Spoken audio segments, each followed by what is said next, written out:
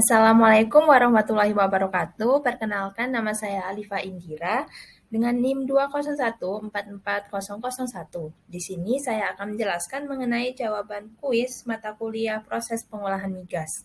Berikut saya akan tampilkan. Yang pertama, jelaskan apa yang dimaksud dengan proses perengkahan, hydrocracking, hydridesulfurisasi, denitrifikasi, saturasi aromatik, dan juga hidrogenasi olefin.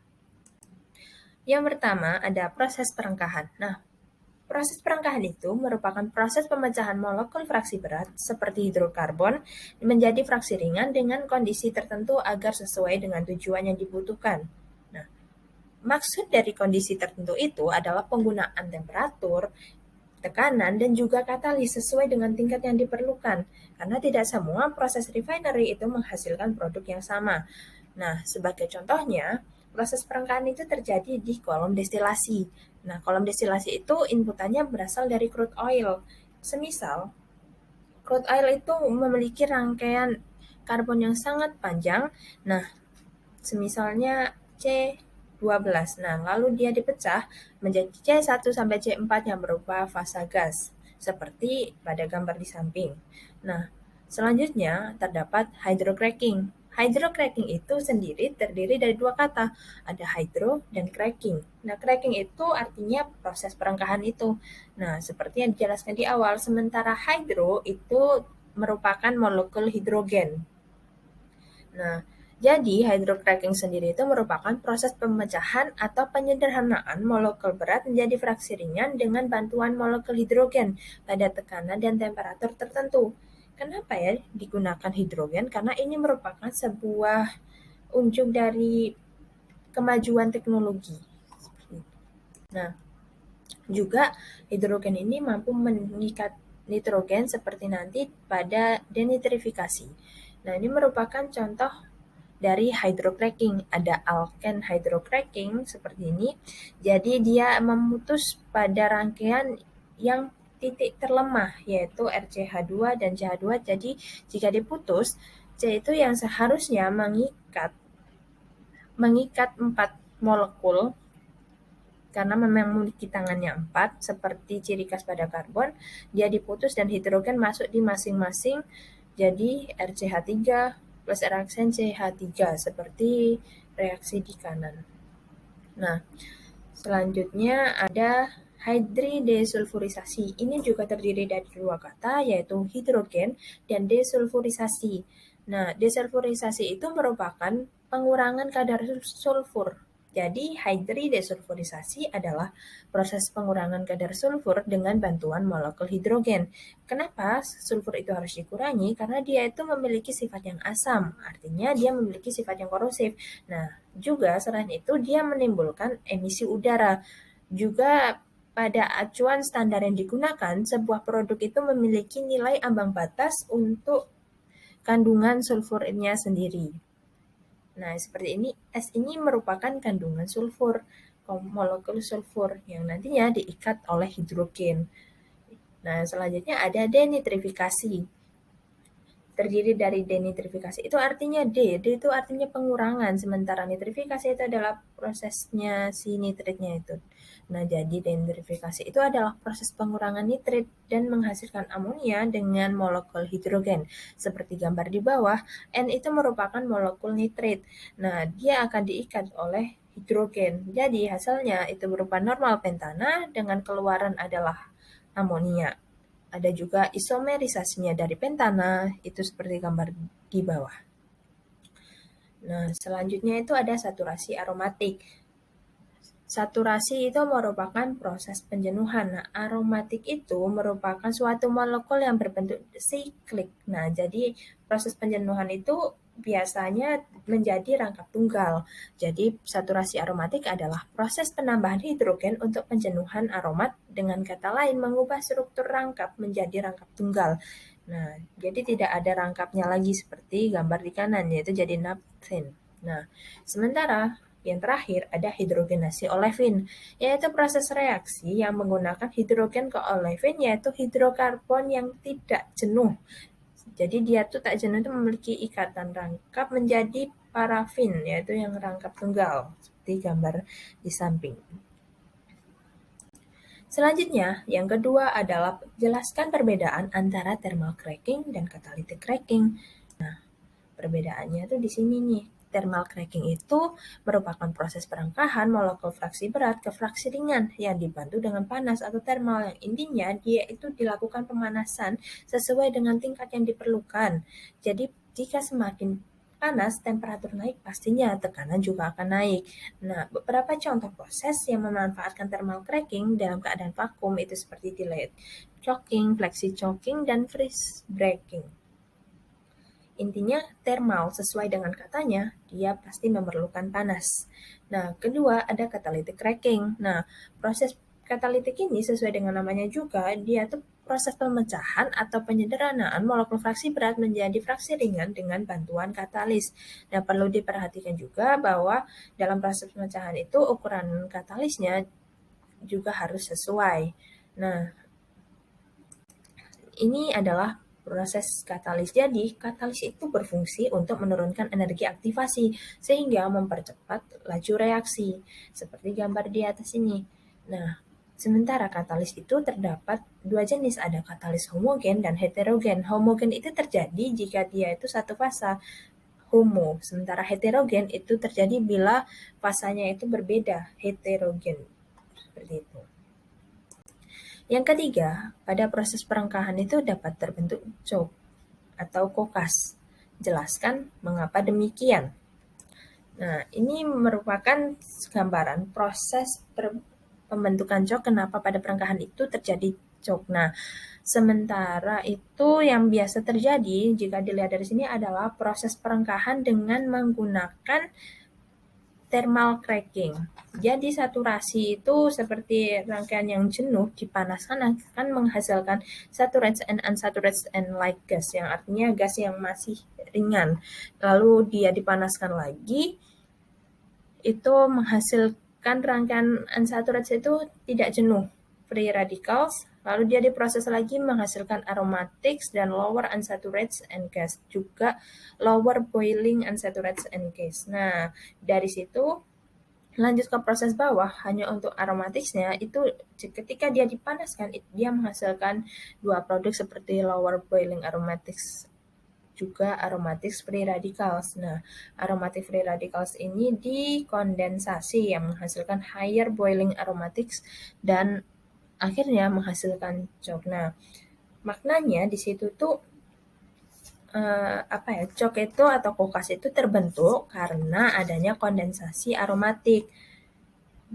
Nah, sementara itu untuk yang C, itu ada resins dan alpha-tenus yang dipanaskan itu menghasilkan choke dan lower boiling aromatic serta unsaturated and gas. Nah, itu jadi resin dan alpha-tenus itu merupakan seperti satu kesatuan. Jadi alpha-tenus itu dibuat dari lapisan aromatik polinuklear yang kental dan dihubungkan oleh tautan yang jenuh. Sementara resin itu sendiri merupakan suatu molekul polar yang tidak larut dalam enheptana sehingga mampu melarutkan alpha-tenus itu. Jadi kan kental itu lalu dipanaskan itu menghasilkan kokas. Jadi kokas itu suatu produk yang sebenarnya itu tidak diinginkan. Nah, seperti gambar di bawah itu merupakan kondensasi dari C14H16 itu sendiri, yang artinya dia adalah polinuklear aromatik yang dikondensasi menghasilkan choke atau kokas. Jadi intinya kokas itu dapat terbentuk pada proses perangkahan itu selain dari proses kondensasi polinuklear aromatik juga terjadi pada proses perangkahan menggunakan thermal cracking. Jadi suatu proses pemanasan pastinya menghasilkan kokas.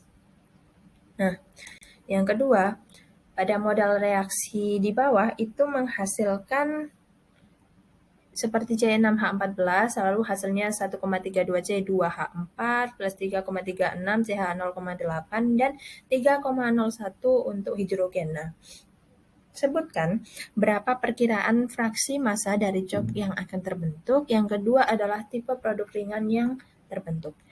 Hal ini dapat dilihat dari tabel Model Reaction of Cell Formation. Nah, di sini kita cocokkan pada yang nomor 3, yaitu C6H14 sama seperti soalnya.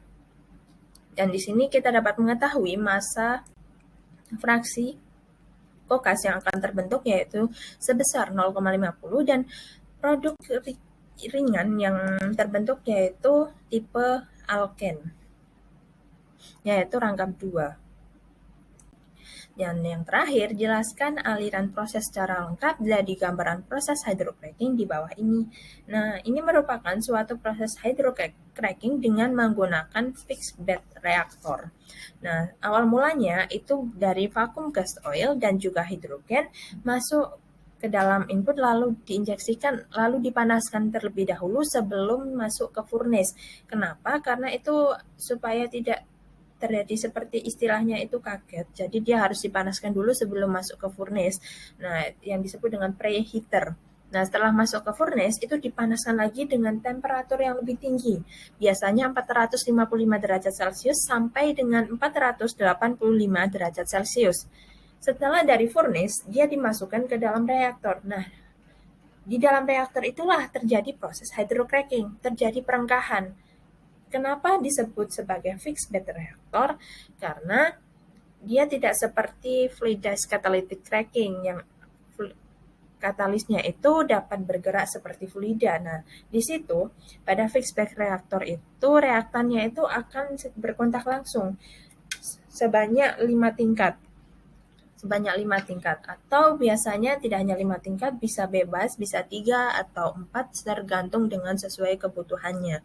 Jadi dia dari atas berkontak-kontak secara langsung, itu reaktannya yang bergerak. Nah, jika lolos, dia akan dipanaskan lagi dan masuk ke high temp separator, yang artinya separator dengan temperatur yang tinggi. Namun, jika tidak lolos, dia akan dikembalikan lagi untuk dipecah lagi sampai dia benar-benar bisa lolos dan masuk ke high temp separator. Di high temp separator itu sendiri, itu dipisahkan lagi yang namanya separator, separate, itu pemisahan. Nah, seperti halnya separator yang tadi saya bilang yaitu memisahkan. Jadi di separator itu memisahkan antara 2 fasa atau 3 fasa. Di sini terdapat 2 output, berarti dia memisahkan 2 fasa yaitu gas dan yang satunya densitas yang lebih tinggi daripada gas. Jadi dia akan menuju ke bawah. Nah, di bawah ini merupakan stripper. Nah, stripper itu juga berfungsi untuk memisahkan. Nah, dalam stripper itu sendiri diinjeksikan steam, yang artinya adalah uap panas. Jadi di situ dia akan mengalami proses pemanasan dan dipisahkan lagi juga berdasarkan densitasnya. Nah, untuk yang fasa gas, itu dia akan naik itu menjadi off gas. Nah, sebelum itu stripper itu juga inputnya juga dari low temp separator. Yang low temp separator itu sendiri itu awalnya dari fasa gas yang dihasilkan oleh high temp separator yang dipanaskan kembali lalu masuk ke pendingin. Nah, karena apa? Karena di sini adalah low temp separator yang artinya temperaturnya lebih rendah daripada high temp separator.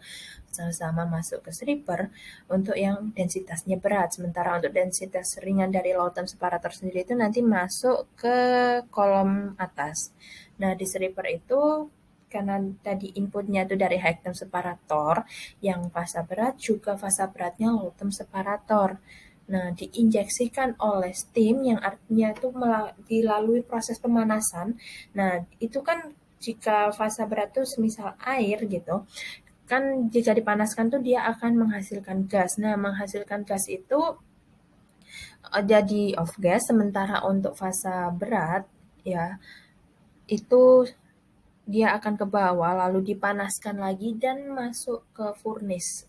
Setelah masuk ke furnace itu ke fractionator. Nah, fractionator ini yang sudah lebih rinci. Jadi dia udah seperti kolom distilasi. Jadi dia sudah dipecah-pecah.